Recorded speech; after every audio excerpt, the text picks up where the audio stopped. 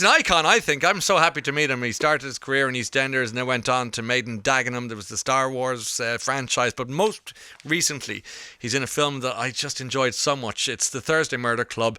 It lands in your Netflix subscription tomorrow. You might have gone to see it in film in the cinema already. Daniel Mays, what a pleasure. Welcome. Pleasure to meet you, Ryan. We've had lovely stuff. Yeah, we've had a great old conversation already. I think we'll just leave it there, will we? We can. We spoke about everything before the interview started.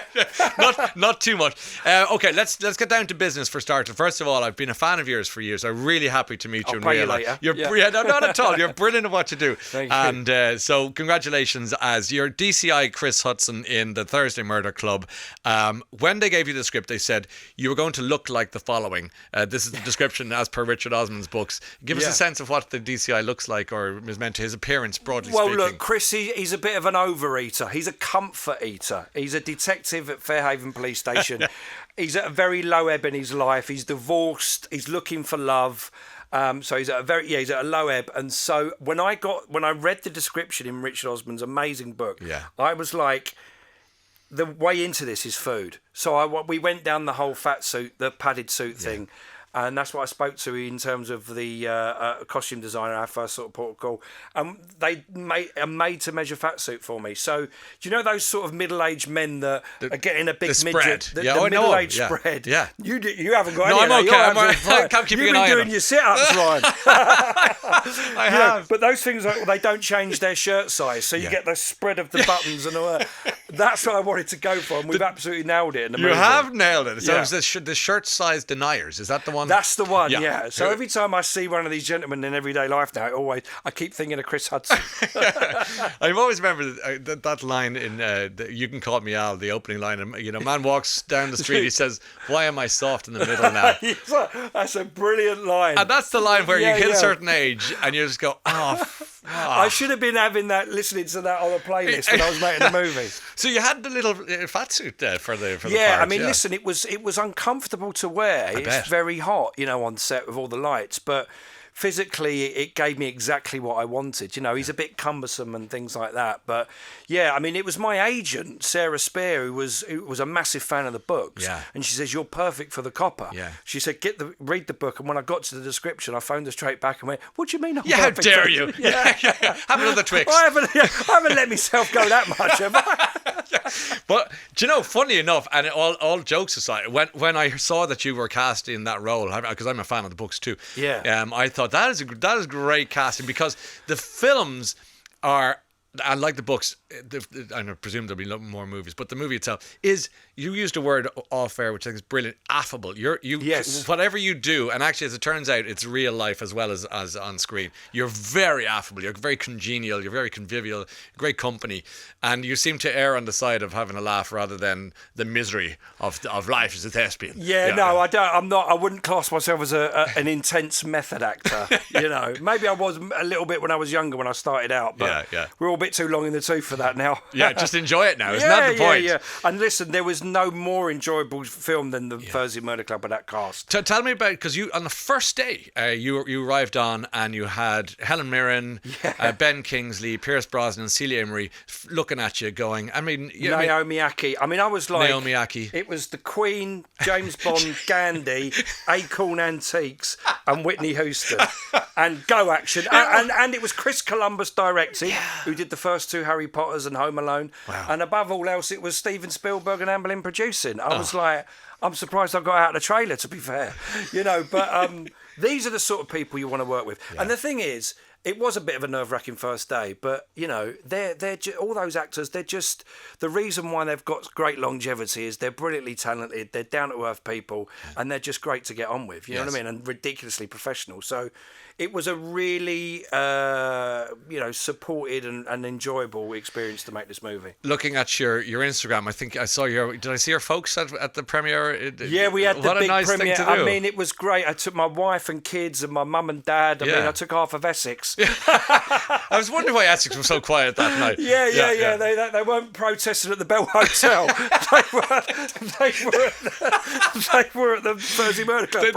They had the sign saying "Stop the maze." Yeah. So they just kept it. So No, it was great. And I did say to my lot in the car going there, I said, listen, here's the thing. And it was obviously a huge premiere and a big deal. They basically recreated Cooper's Chase, the retirement home, all throughout Leicester Square.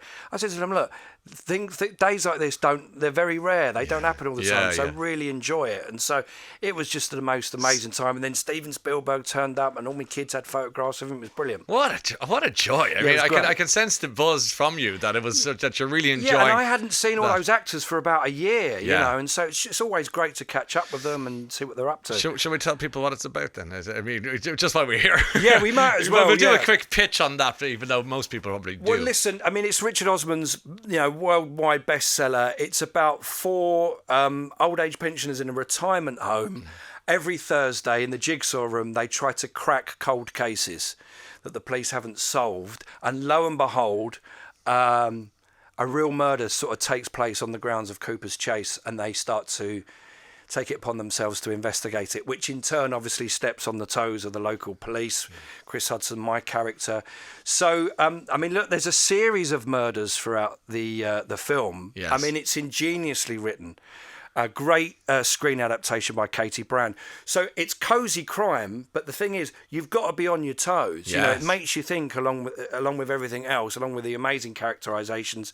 So there's twists and turns, and it just sort of, I describe it as a nice, delicious piece of cake. You know what I mean? Really it's is. like a warm hug of a movie. It really is, and there's your character reminds me a bit of like Lestrange in the Sherlock Holmes movie, where he's a copper and he knows what he's doing ish, but he's helped enormously by the real sleuths, which in this case is a collective of old people. Yes, and Naomi Aki's character, Donna De Freitas, she's like from the Metropolitan Police, and she in turn is like all the inside information with the Thursday Murder Club, and she then helps Chris.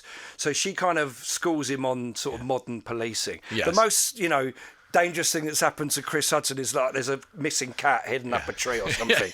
So when all these murders start taking place, it's like, oh, okay, things are getting serious. It's grown up time. Yeah. The thing I loved about the books that I think kind of started to permeate the film as well, which I was happy to see, was that as I was reading it, and I'm 52, so my dad's not around, but my mum is, and I found myself going, oh, I better call her. Like, it did kind of affect me. I felt it really respected older people. Yes. And it reminded us, I think it reminded a lot of readers of how society tends to not only forget them, underestimate them, and not respect them enough. Right, and that's just a brilliant description of it. This movie is like, age is just a number, because all members of the Thursday Murder Club in their own right have these hugely successful past careers. And stories. And all of that comes to the fore. So, you're right. I mean, there are elements to this movie which deal with end of life, because of their characters of a certain age. Of course. So when you get into the back end of the film, there's an enormous amount of pathos and emotion. Listen,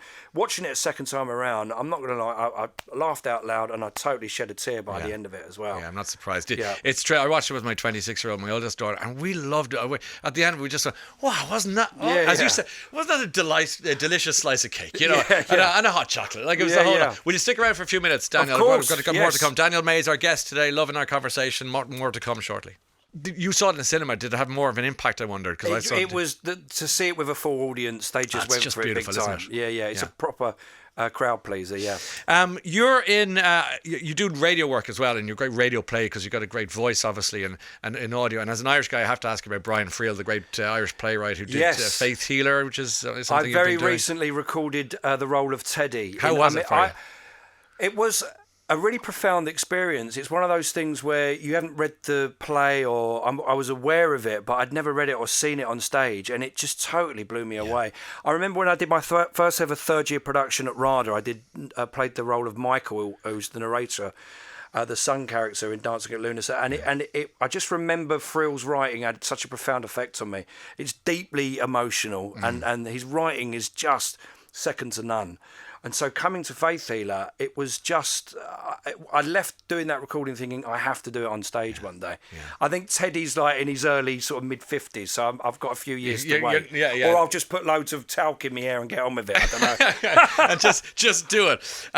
Because he was an extraordinary, and his play is still on the West End. I mean, the writing is just unparalleled. And you can, it's there on the BBC iPlayer if you want to give it a whirl. It's well worth an hour and a half of your time. Aidan Gillen and Michelle Farley were fantastic. Of course, Aidan Gillen, who's a lot of people will be familiar with. Yeah. And you're I think you'd be brilliant in a version of translations. Oh, yeah.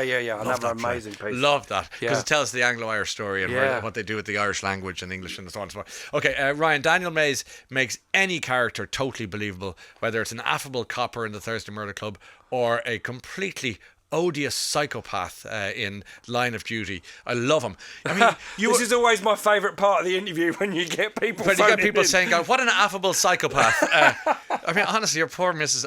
But when you think of Line of Duty, again, a great role. You were just brilliant in Line of Duty, and it was a wonderful. You had Adrian piece. Dunbar. He's some fun. Obviously, everyone always talks about that famous interrogation scene. Yeah. It was like 10 pages long, and it was my penultimate day of filming.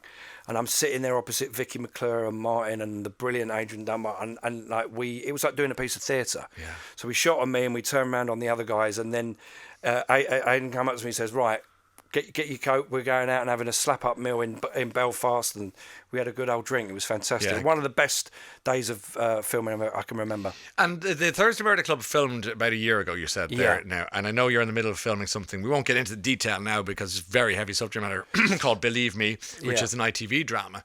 And you did a lot of work with Mike Lee, who's really just an auteur, isn't he? I mean, for of his generation. Very heavy going. I find his movies kind of hard to watch because they challenge the brain and your social conscience so much. I mean, that's the point of them. I mean, that's I did 2 films with Mike, All or Nothing, and the big one was Vera Drake. Yeah. I mean, it was, that film in particular, Vera Drake, was such a commercial hit. It sort of opened my career up, opened the door. But aside from that, to get the opportunity to work with him on 2 movies, it made me the actor I am today, because it's his particular process is completely unique to him. No stones left unturned in trying to find the truth of the character.